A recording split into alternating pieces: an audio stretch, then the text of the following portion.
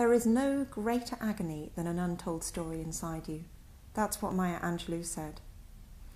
My name's Dr. Sara Watkin, and I'd like to tell you the story of Sharon, a prisoner like many that I met whilst a doctor in HMP Edinburgh. Sharon grew up on a neurochemical diet of fear and anger. Her mother was unable to provide her with a sense of being present. She could not develop her own identity. She had to rely on her own smell of urine to know that she was there as an infant. As she grew up, throughout her childhood, Sharon was sexually abused. It's a story I heard often when a prison doctor. It's not uncommon for children in those situations to distort, repress and disown various aspects of themselves. And so Sharon learnt to disconnect her body from herself. Her virtual body became something that was hidden, that she was unaware of. Her father was angry, violent and intimidating. So Sharon learnt to be quiet, and that way people didn't notice her.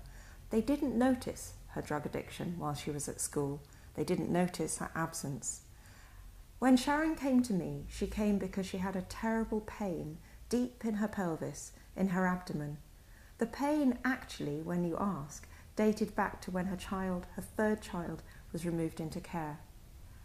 Sharon had been poked and prodded, medicalised, pathologised. She had seen almost every type of doctor you can imagine, each trip costing £400 in prison transport and then the additional cost to the NHS. Nobody had revealed anything.